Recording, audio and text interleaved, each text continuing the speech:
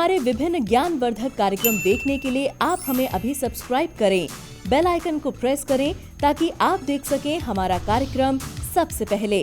और अधिक जानकारी के लिए फेसबुक पेज को लाइक करना न भूलें। जय माँ इंद्राक्षी। इंद्राक्षी धाम में दर्शकों आप सभी का हम हार्दिक स्वागत करते हैं।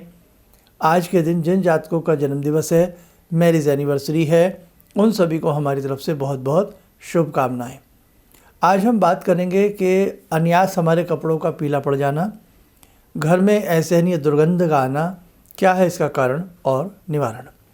क्या कहीं ये अंधविश्वास तो नहीं या कहीं वास्तविकता की धरातल पर यह सच है। आइए फिलहाल आज का पंचांग देखते हैं। पहले 1 फरवरी सन 2021 दिन सोमवार, माघ मास, कृष्ण पक्ष, संवत 2077। तिथि आज चतुर्थी और पंचमी की बेला, नक्षत्र उत्तरा फाल्गुनी, दिशा सूल 7:30 से 9, राहु काल पूर्व दिशा। नया कपड़ा पहना, सो कर के सुबह उठे तो कपड़ा हमें बहुत ज़्यादा पीला नज़र आता है।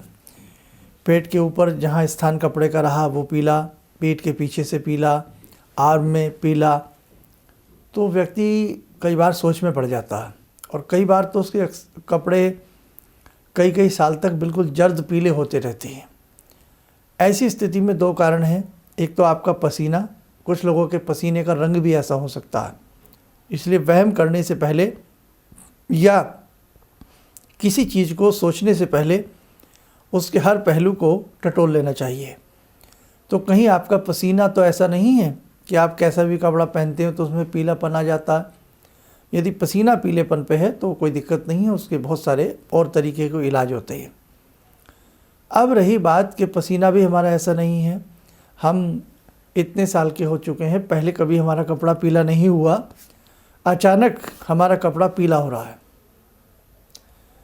यदि कपड़ा बहुत ज़्यादा पीला हो जाता है और उस दौरान आप अस्वस्थ भी रहते हैं या उस दौरान घर में कुछ दिक्कतें ज़्यादा आती हैं, आपके व्यापार में ज़्यादा दिक्कतें आती हैं, आपके मानसिक उलझनें उस समय में ज़्यादा बढ़ गई हैं, तो कहीं ना कहीं ये कोई तंत्र बाधा या कोई और बाधा, कहीं ना कहीं इस प्रकार की कुछ चीज़ हो सकती है।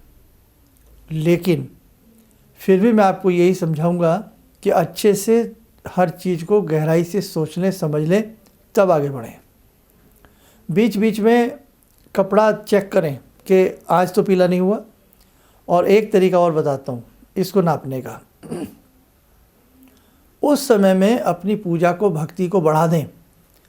और आपने देखा, यदि आपने पूजा बढ़ा दी, भक्ति बढ़ा दी, कोई जैसे दुर्गा कवच, बजरंग बाण आप पढ़ने लग जाते हैं और वो पीला होना बंद हो जाता है, तब निश्चित तौर से ये जान लेना पड़ेगा कि कोई शत्रु बाधा या कोई ऊपरी बाधा या कहीं ना कहीं इस प्रकार की बाधा हमारे ऊपर ज़रूर है।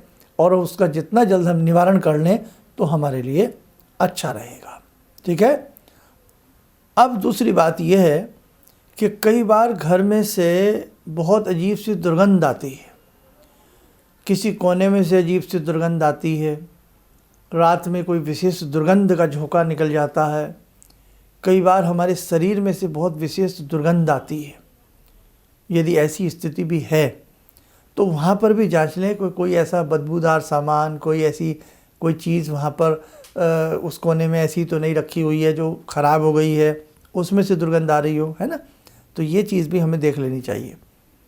ऐसा भी कुछ नहीं है, सब कुछ साफ़ सफाई है और उसके बाद भी यदा कदा बहुत बुरी दुर्गंध आती है।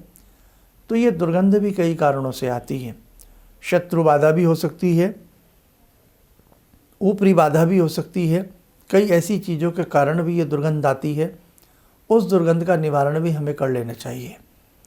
अब मैं इस दुर्गंध का निवारण भी आपको बता देता हूँ।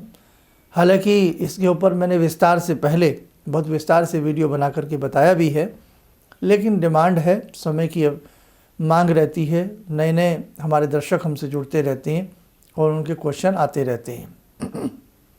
अब इसमें क्या करना होगा कि आप लगातार 21 दिन भोले बाबा पर यानी कि शिव पिंडी पर जल चढ़ाएं। चढ़ा हुआ जल थोड़ा सा घर ले आए और लगातार नमः शिवाय बोलते हुए उस जल के घर में छींटे मारें। संध्या के समय हमने एक धुनी बताई थी अपने एक विशेष कार्यक्रम में, वो धुनी का कार्यक्रम हमारा सुन लें, वो धुनी बना लें और वो धुनी बजरंग बाण पढ़ने के बाद अपने घर में देना प्रारंभ करें। हम निश्चित आपसे बताते हैं कि वो दुर्गंध अगर वास्तव में कोई शत्रु की तरफ से है या कोई ऊपरी बाधा से है तो वो दुर्गंध दूर हो जाएगी, बिल्कुल नहीं आएगी। और कोई अन्य कारण है तो आपको सोचना पड़ेगा, और भी उसके अलावा कोई और भी बारीक बात है तो किसी को अपनी कुंडली या हाथ की रेखाएं दिखानी पड़ेंगी, या भाई किसी जानकार से आप राय ले सकते हैं। लेकिन मैंने जो बताया ना कि भगवान शिव पिंडी का, शिवलिंग का जल के छींटे मार दें, लैट्रिन बाथरूम को छोड़ करके सारे घर में नमः शिवाय बोलते रहें और धुनी बना करके बजरंग बाण पढ़ करके धुनी दे दें तो बिल्कुल आपको अच्छा महसूस होगा। कपड़े पीले पड़ जाना, ऐसी स्थिति में आप 21 दिन या 41 दिन गायत्री महामंत्र पढ़िए और बगलामुखी कवच को पढ़िए। यदि आप ये कर लेते हैं तो कपड़ा पीला नहीं पड़ेगा, आप अपने आप को सुरक्षित महसूस करोगे। या अगर बगलामुखी कवच नाप से पढ़ा जाए तो 10 महाविद्या, ये 10 महाविद्यामयी कवच होता है, उसे हम पढ़ सकते हैं। वो भी आपके पास ना हो तो बहुत ही अच्छा है, सबको मिल जाता है दुर्गा कवच। चाहे संस्कृत में पढ़ें चाहे हिंदी में पढ़ें, प्रतिदिन सुबह और शाम दुर्गा कवच पढ़ा जाए, आदित्य हृदय स्तोत्र पढ़ा जाए और बजरंग बाण पढ़ा जाए। अगर 3 चीज़ें आप प्रतिदिन कर लेते हैं, दुर्गंध आने पर भी, कपड़े पीले होने पर भी, हम आपको विश्वास नहीं गारंटी देते हैं कि भगवान की कृपा आपके ऊपर हो जाएगी। आप सुरक्षित जोन में आ जाएंगे, आपका कोई अहित नहीं कर सकता है। और यदि ये शंका है या सच है, जो भी है ना, विश्वास है या अंधविश्वास है, जो भी है, उसका निवारण ईश्वर की कृपा से हो जाएगा। मैं तो दोनों पहलू पर बात कर लेता हूँ आपसे। अब फिर भी ये लगे कि फिर भी कारण और निवारण नहीं मिल रहा, वैसे तो 100% मिल जाएगा। यदि लगता है तो फिर किसी मर्मज्ञ व्यक्ति को देर नहीं करनी चाहिए, मिल लेना चाहिए। इन सब बातों के पीछे कई बार बहुत बड़े रहस्य छिपे होते हैं जो हमें नहीं पता लगते, और जब लगते हैं तो देर हो चुकी होती है। इसलिए मेरे साधकों, बस डरना नहीं है, हर कारण का निवारण ढूंढो और उस उपाय को करो तो आपको विशेष रूप से लाभ मिलेगा। कई बार रात्रि में सोते सोते हम डर जाते हैं, कांप जाते हैं, तो भी ये तीनों चीज़ें, आदित्य हृदय स्तोत्र, बजरंग बाण, दुर्गा कवच, अमोघ रक्षा करते हैं। और मैंने अपने कार्यक्रम में हनुमंत पंजीरा बताया था, मेरा हनुमंत पंजीरा से कार्यक्रम सुन लें, देख लें। यदि जिस घर में हनुमंत पंजीरा होता हो और आए मंगलवार उसी हनुमंत पंजीरे की 108 आहुतियाँ कॉमन सामग्री बना करके दी जाए, यानी कि यज्ञ किया जाए, तो कदापि उस घर में ऊपरी बाधाओं का वास नहीं होता, कदापि उस घर में इस प्रकार के संकट नहीं आते। मेरे साधकों, न जाने कितने कितने कष्ट हम अपने जीवन में जीते हैं, भोगते हैं। किसी को काया का कष्ट रहता है, किसी को माया का कष्ट रहता है, किसी को चोर का भय रहता है, किसी को अपनों का भय रहता है, किसी को कोई भय रहता है, किसी के ऊपर कर्जे का भय रहता है। कहते हैं ना, कोई तन से दुखी, कोई मन से दुखी, कोई धन से दुखी, थोड़े थोड़े सब दुखी होते हैं किसी न किसी रूप में।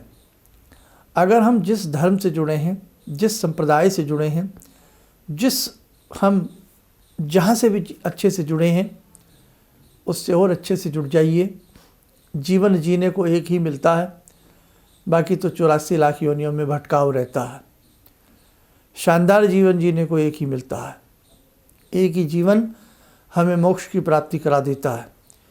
इसीलिए हमें अपने गुरु की शरण में, गुरु मंत्र की शरण में, हमें अपने देवताओं की शरण में, हमें अपने धर्म की छत्र छाया में सदैव रहना चाहिए। जिस भी साधक ने, साधक तो नहीं कहूँ, जिस व्यक्ति ने जब जब अपने धर्म को त्यागा है, जब जब अपने धर्म से विमुख हुआ है व्यक्ति, तब तब उसका सर्वविनाश हुआ है। कोई भी देश, कोई भी सभ्यता, कोई भी संस्कृति अपने धर्म से यदि अलग हो जाती है तो कहीं न कहीं हम विनाश की तरफ चले जाते हैं। इसलिए मेरे साधकों, मेरी बात को समझो। जो जिस धर्म से जुड़ा है, अपने धर्म का सम्मान अच्छे से करिएगा। अच्छे से अपने ऋषियों की बात को मानिएगा। पेड़ वृक्ष होता है ना, हवा में आंधी में वो गिर जाता है, क्या होता है, उसकी जड़ें, उसकी रूट्स उससे अलग हो जाती हैं। वो पेड़ 10 साल भी वहाँ पड़ा रहे, शनै शनै सूख जाता है, कीड़ा लग करके उस पेड़ का अस्तित्व खत्म हो जाता है। जब तक वो पेड़ अपनी जड़ों से जुड़ा है तब तक वो पेड़ सूख नहीं सकता, हरा भरा रहेगा। नीचे से भी अगर पेड़ अपनी जड़ों से विमुख हो जाएगा तो ऊपर ठूंठ की तरह खड़ा रहेगा, सूखा हो जाएगा और एक दिन गिर जाएगा। ऐसे ही हम अपने धर्म से जुड़े रहें, अपने धर्म की रेस्पेक्ट करते रहें, अपने भगवान से जुड़े रहें, अपने गुरुओं से जुड़े रहें, तो हमें कोई भूत बाधा, प्रेत बाधा, शत्रु बाधा, देह बाधा, डाकनी, शाकनी, हाकनी, होंकनी, मारनी, मुटकरनी, किसी तरह का हमारे ऊपर कोई प्रहार नहीं हो सकता। विश्वास बहुत बड़ी कसौटी है और एक छोटा सा कसौटी का पत्थर सोने की परख को भी परख देता है। बस कहने का भाव, अच्छे से रहिए, खुश रहिए, सुखी रहिए। आइए मेरे साथ को समय हो चला है आज की ध्यानमाला से जुड़ने का। उस महामाई, उस विराट सत्ता से जुड़ें जो हम सबकी रक्षा करती हैं।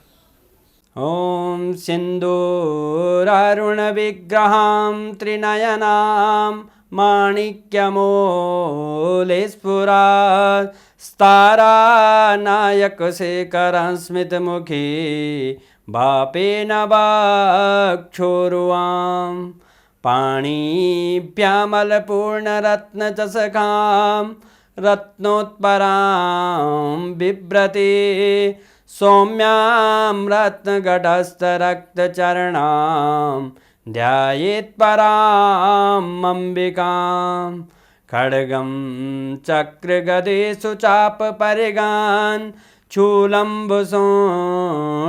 शिरा शङ्खं समदधतीं करे स्त्रीनयनां सर्वाङ्गभूषावृतां नीलासमद्युतिमास्य पाददशकां सेवे महाकालिकां यामास्तो स्वपितैहरो कमलजो हन्तुं मधुं कैटवं विद्युद्दामसमप्रभां मृगपते स्कन्दस्थितां भीषणां कन्या विहकरवालखेटविलसा धस्ताविरासेवितां हस्तैश्चक्रगदाशिखेटविशिखां चापं गुणं तर्जनीं विप्राणामलिलात्मिकां शशिधरां दुर्गां त्रिनेत्रां भजे। कवच बना लें, ध्यान करें उस जगजननी का।